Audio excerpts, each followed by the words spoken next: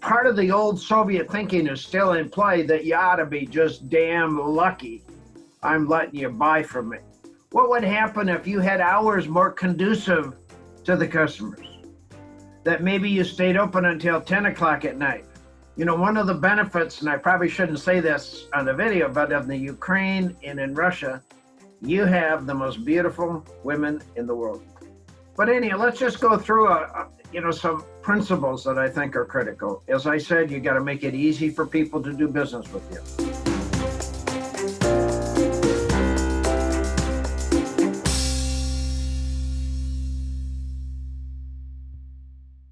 Great to be with you. Oh, thank you very much. It's great to see you as always, well dressed in spite of all this crisis, because I met people who were wearing, maybe half of them was decent, but the rest was not. And you're always up to the point. I mean, even this look, even this, how do you call it? Pocket square. Yeah, very, very good. Well, our audience, a lot of people know you because you're very famous in Eastern Europe and Russian-speaking countries. As one of the guru in customer service. I mean, you've written extensively on the subject. Most of your books, I think, the major books were translated into Russian. I even looked at my library and I found several of them, and some of them first-class service, it's in Russian. There are some other books which really cashing in Russian as well. So people like you, you are well traveled in my part of the world. You have a lot of experience with the, companies, former Soviet Union sort of countries. I know that you work extensively in Asia, in Kazakhstan, and you're just a nice person, very direct. That's something which I think stands you aside. I mean, you don't compromise on anything. If you say no, it's no. If it's yes, it's yes.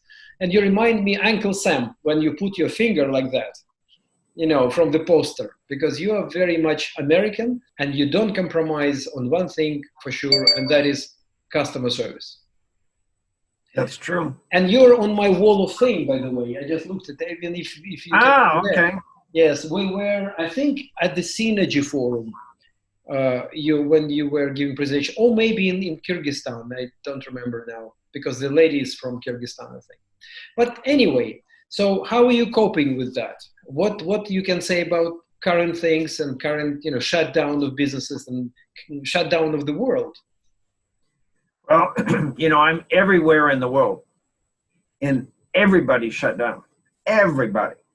I mean, business has collapsed. For all the viewers of this video, the economy is dead right now. That's the bad news. The good news is that in another month or so, I think things will start to really improve. I'm seeing signs of it right now. I'm hoping that, by June, we're going to start to move forward at a very positive basis. So during this coronavirus, Gennady, I'm working 4 times faster, harder than I've ever worked before. I have no revenue. There's not much is happening because everything is dead. But I think this is the time when you got to do extra special things for free. To a great degree, everything I'm doing is for free. I want to keep my name out there. And what I'm talking about is what every viewer can do. What are the things that you have that you can give away for free that have high value, low cost, where you're helping your customers out?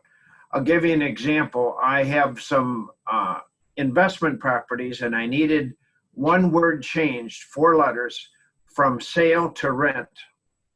And I called this company up. It's a small little franchise, 2 blocks from this office. They wanted $42 for one stupid word twice. Okay. And I mean, I think this is crazy. And then I talked to them and they said, well, we'll reduce it to $22. And I got to pay $22 for one word. And they said, well, it takes a lot of time and preparation and materials. Let me tell you what, when you screw your customers, at this time of stage in the coronavirus, you're dead. They'll never forget you then. We got both words done on a beautiful thing for $5 at another company. And when I need new signs, that's where I'm going. You know, small business can oftentimes be the worst offenders of customer service. This is the time that you have to understand your core business, whatever it is customer service. And you better think about what you can do to take care of the customer. You know, when I was in Russia for the very first time, which was maybe 30 years ago, they didn't have anything.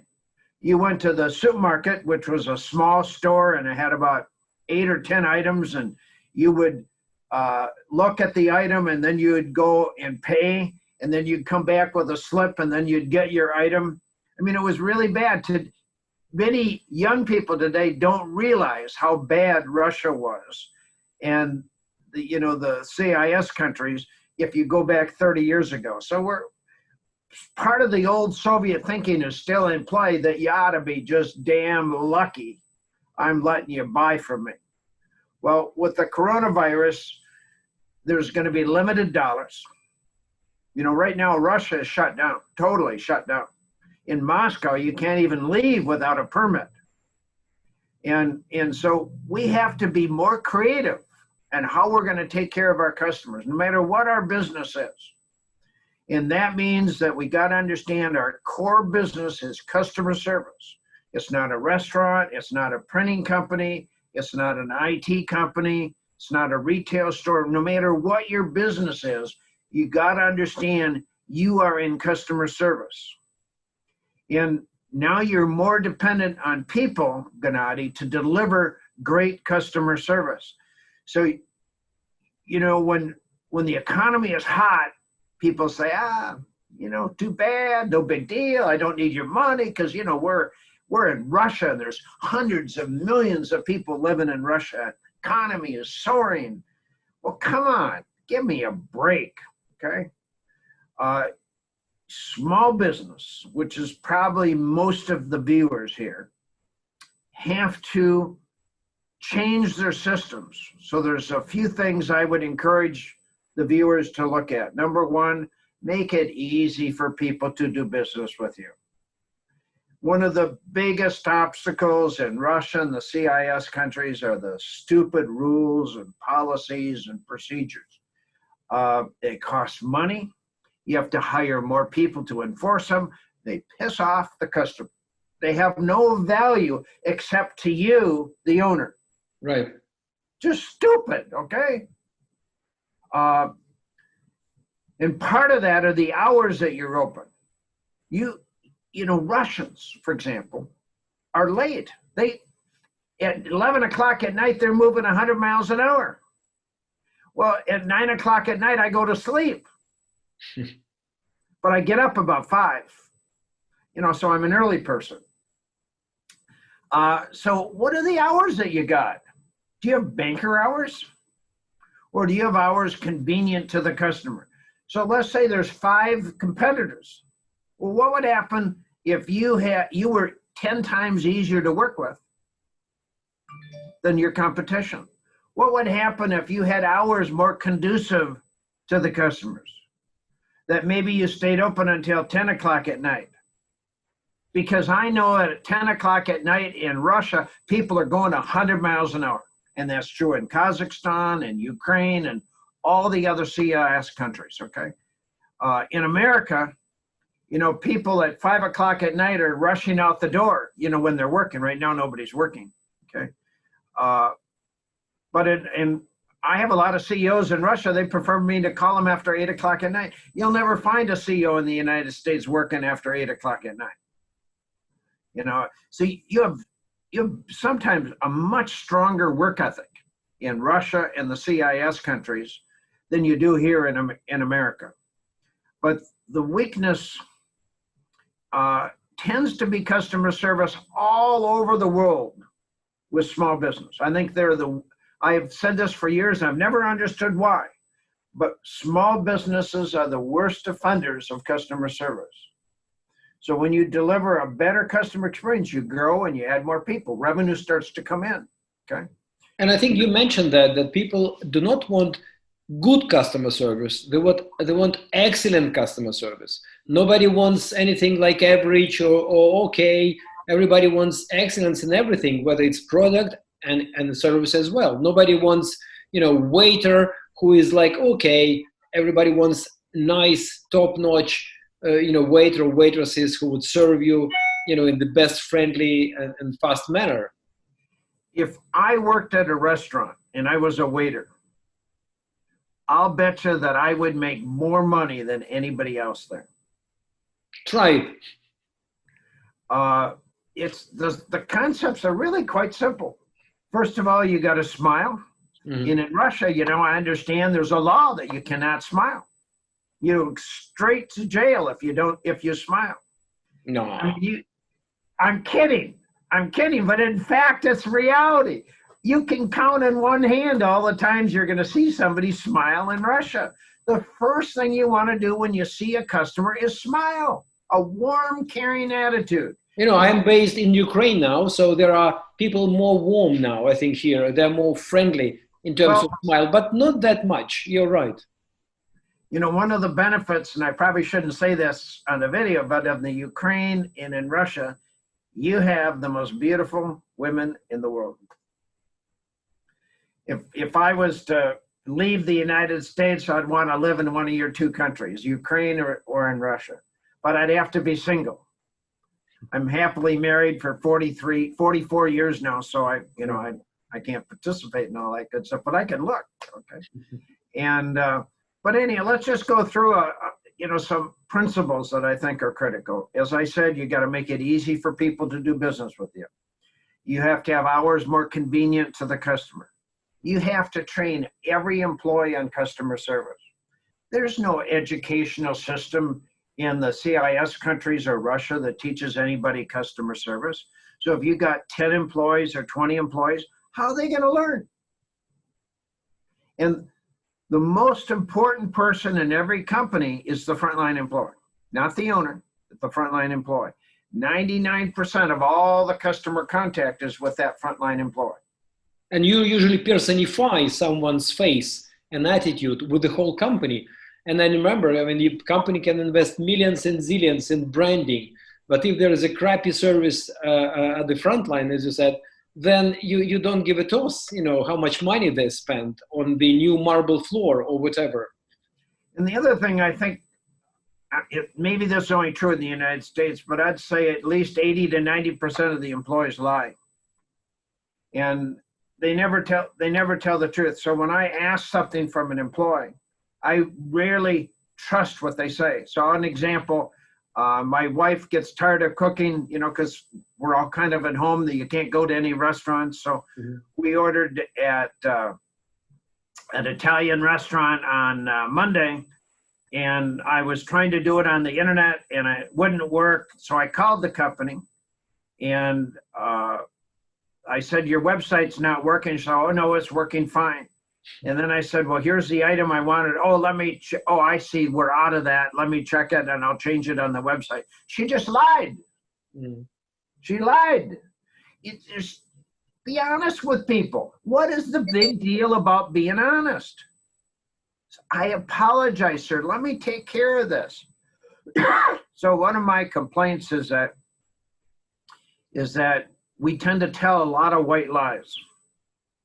And if we have an irate customer, we tell even more white lies, anything to get rid of the idiot. So you got to train everybody on customer service. You got to have empowerment. Empowerment means that the employee has to make decisions in favor of the customer. Now here's the several problems with empowerment, Gennady. One is that the employee believes that the customer is lying, and that for sure they know the owner is going to go broke if they gave something away. So it's better to just spend money on marketing and advertising, because we know that's free, than to have customers fall in love with us. So we need to understand empowerment. It has to happen at the front line, and they have to be willing to spend your money on the spot to take care of a customer. But then there must be trust. I mean, the owner Total must trust their employees that they not benefit their relatives with this $50 they can, put as a thank you very much to customer. So there is a lot of people, a lot of owners I spoke to here in this country, they're saying, well, you know what, people will start abusing it. They will start, using this, let's say, $50 or $100 to sort out a conflict for their own benefits, and then saying that we gave this money away, blah, blah, blah. So how you deal with that? I mean, how you create a system of trust, I think, before you empower someone, or maybe empowering brings trust. So, well, about 1 to 2% of your customers are going to abuse the system. So you got to ask yourself, do you want to be like Amazon and grow $49 billion last year, where you trust your customers? Or do you want to be small, where you don't trust your customers? So do we want to take the money from the 99% of the people that can make us rich? Or do we want to create policies and systems to make sure the 1% don't take advantage of us? mm. The greatest fear with empowerment is that the employee might give away too much. Oh my God, how disastrous could be. A customer's over happy. Ah! The world will come to an end if we have over happy customers. Let me tell you what, if you have over happy customers, the competition is screwed. That's how you grow your business. So in the Russian culture, Well, it's Slavonic culture. a lack of trust. People just do not trust the employees. And if you want to be different, if you want to become wealthy, you have to have empowerment. You have to be able to let the employee use targeted money, which is a customer in front of your eyes, to spend money with them on the spot. When you run a TV ad, a radio commercial, a magazine, an internet ad, all those are expensive, and every business watching this has probably 100 places they could spend money. Problem is they don't have money right now. What I focus on with customer service is called word of mouth. You create an experience that's so incredible, so wow, so positive, so unique, that they tell their friends and they come back more often. And most people don't understand word of mouth. They are addicted to advertising. Well, right now you don't have any money for advertising. This is where you create an opportunity where customers fall in love because the customer experience is so awesome. Yes, and advertisement, people do not believe much in advertisement. That's why, for example, multi-level marketing companies are pretty successful, because they're recommending products they use themselves, and people trust each other more than some TV commercial or some internet stuff. So I think that's absolutely right what you're saying. So word of mouth, grapevine is much more important now, I think, than other means of communication with the customer. And since we're talking about multi-level marketing, one of the keys is follow-up. I buy some vitamins from Shackley. And this lady, I've never met her. She was referred from my brother. And when I run low, she calls me up. Or if I'm getting really low, then I'll order another packet of vitamins that cost, I don't know, $70 or $60. I don't know what it is. Mm-hmm. But she has good follow-through. And it's important to have follow-through. You gotta be in contact with your customers. You got to understand the most important person is a customer. You got to treat them like a king or a queen. They're always right, regardless if you think they're crazy or nuts, it's irrelevant. They're always the most important people. So we got to have speed. When somebody wants it today, they want it now. But we tend to procrastinate. We tend to hold it off. You got to move with speed. People are moving faster than you are. And then you got to call customers by their name. You got to use the customer's name. If I was in multi-leveling, or in a restaurant or almost any business, I would always call the customer by their name. I mean, I don't know why somebody wouldn't use a customer's name. It's the most valuable thing in life to a customer is their name. And you can count on one hand so far this year in 2020, I'll bet you for every person watching this, how many times when you entered a company on phone, through the internet, or in person, they called you by your name.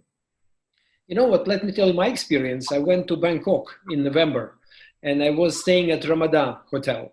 And I came to my room, and there was a picture of me with my short bio. Wow. On the TV screen. So they did the research.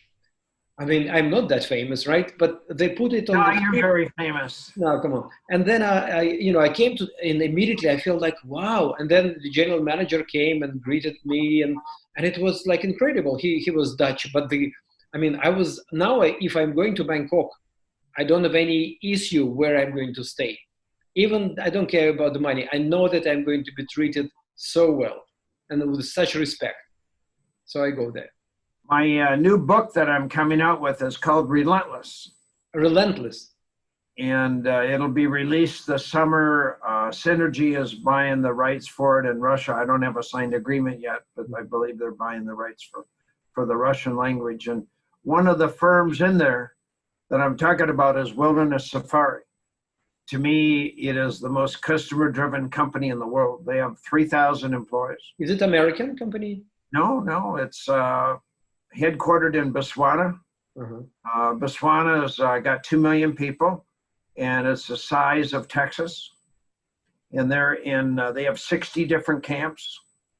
If anybody wants to go on a safari, they're like the best of the best of the best of the best. So when you enter the camp, you fly in on these little bitty planes because they're in the middle of nowhere.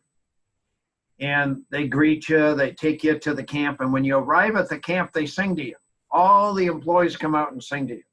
Now, all the hotels you and I have stayed at, have anybody ever come out to greet us and sing to us? The whole staff or anybody, nobody ever. Okay, they do that at all the camps. And then when you get to your tent, which is like a Ritz-Carlton suite, I mean, it's really plush. There's a personal note, just like what you had. But it's a personal handwritten note, not on the TV, but a personal handwritten note. That in the night before you leave, they have another personal handwritten note, always using your name. When you enter and after they sing to you, they greet you, they shake your hand. And these are very shy people, really shy, uneducated people. And they call you by your name throughout your whole stay. I'm talking about the maid, the kitchen help, and I could go into a kitchen, I'd say, hey, can you guys sing to me? And they'll all get together and they'll sing to me. I mean, I don't think Disney could begin to compare. They are so much better than Disney. And so I've been in 5 safaris with them. I intend to do another 5 safaris with them. And that's what happens when you deliver this awesome customer experience. They're the largest safari operation in the whole country of Africa. And interestingly, that it doesn't cost that much. I mean, you just make the culture of people when the customer is treated like a king, really treated nicely, friendly, not because they were trained to smile and etc. I never forget, I usually compare experience when the wall came down. A lot of restaurants in Eastern Europe started to, catch up with the West. And you come to the restaurant and there is someone with a stone face, and they were putting cutlery like, forks and knives in a very fancy manner.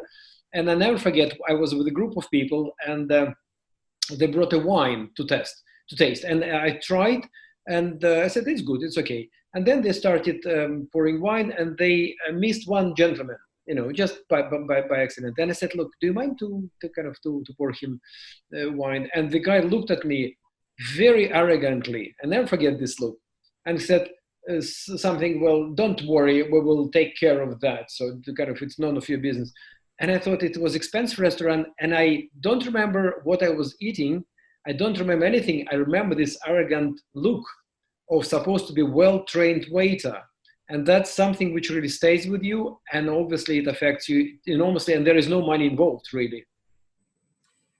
I was doing a seminar about 2 years ago now in Kirov. Russia, and I brought I brought a pair of black shoes with me, and I was putting them on, and I found out that I had two left shoes. Yeah.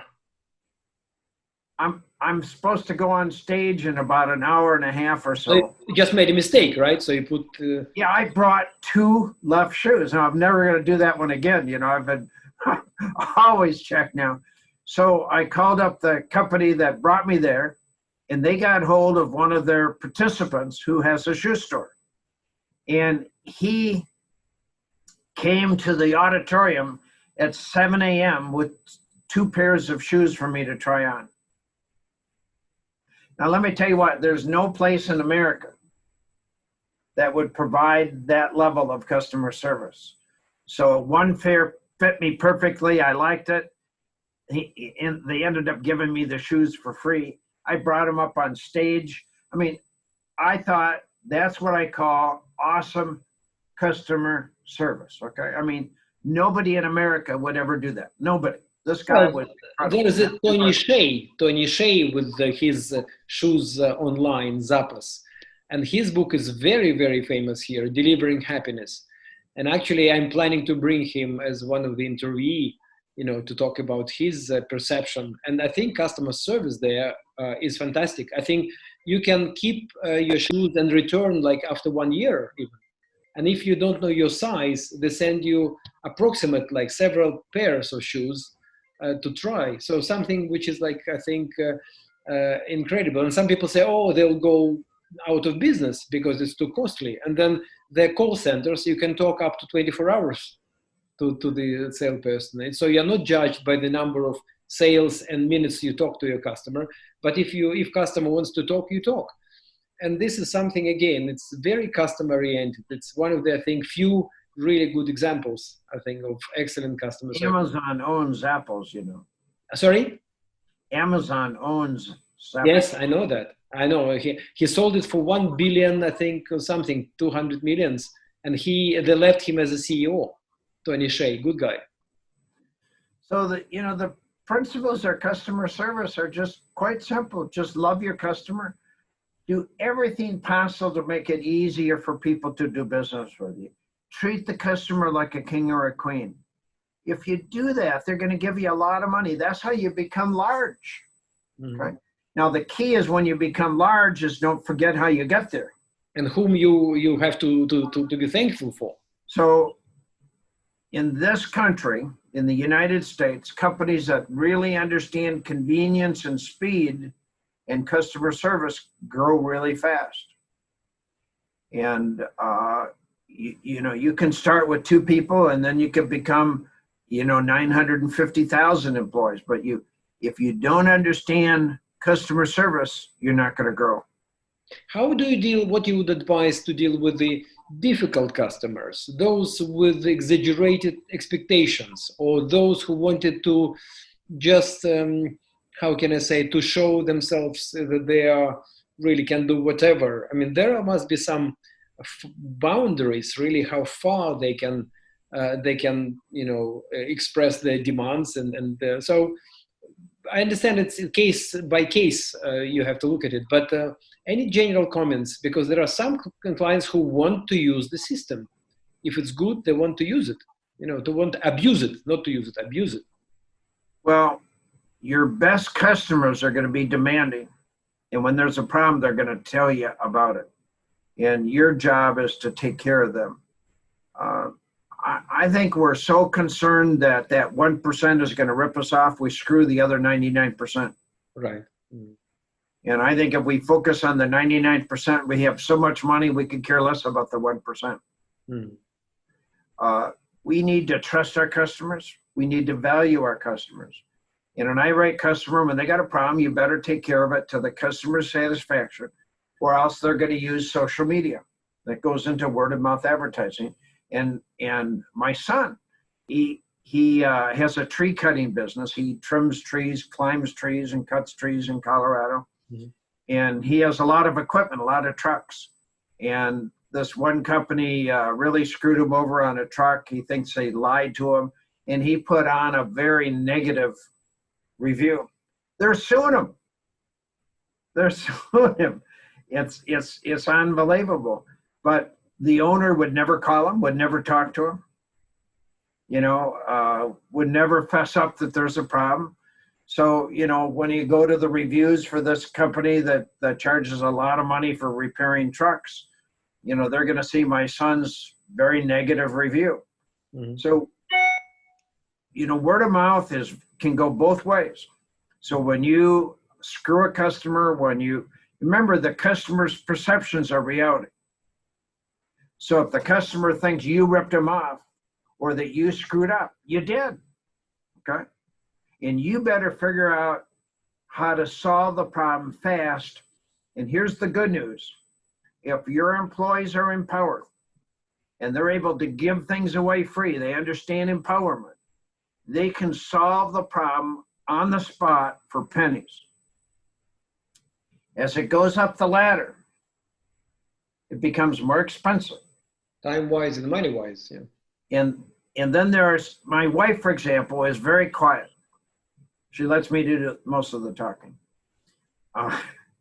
But she just won't go back. She's never going to tell the company why. She just won't return. And so now the advantage is if all your competitors are really bad at customer service, you're in good shape because, they're all as bad.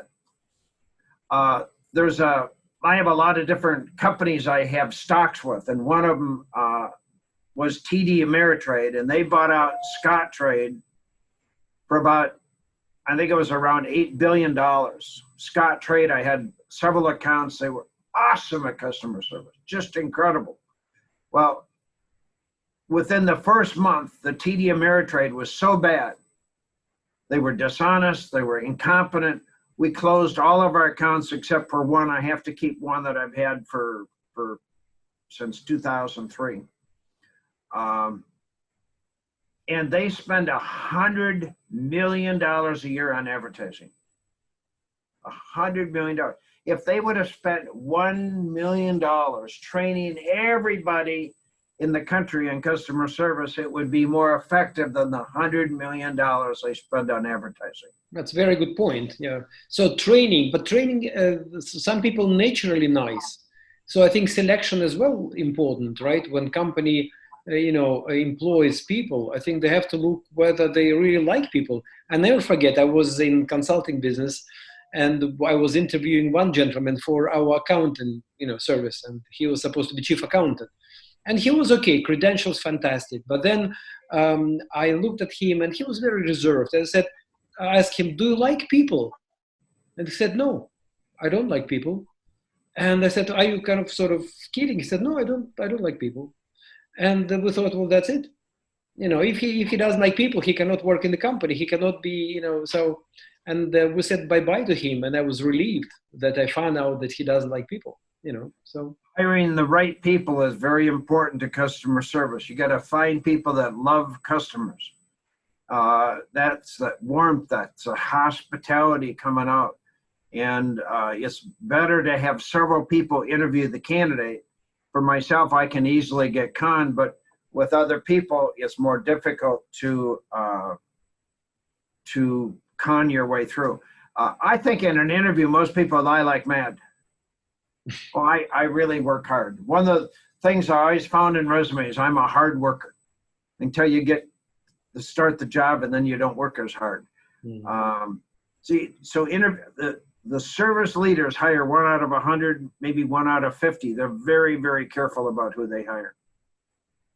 Gennady, let me tell you a couple free things I have, because we've worked together. You're my partner and have helped me grow the business.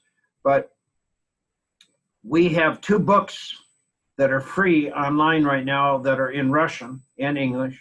Excellent. My book, Moving Up, and which is free on our website, customer-service.com for downloads. Mm-hmm. And then my book, Cashing In, is free on our website in Russian and in English, Spanish, a few other languages, free on the website. So viewers can take advantage of those 2 free books. And then during the workday, Monday to Friday, I've been doing a free YouTube video. Right. I will give them links because I like very much Send this them those links. series. Right. So what I'm trying to do is to add value to people, to give them things that are positive, to uplift their soul, to give things away free. And earlier when we started out, I said, what are things that you can give away free that have low value or high value, low cost? This is the time you have to give, you know. This is the, you know, we all want to make money and we all like to make money and we need to make money.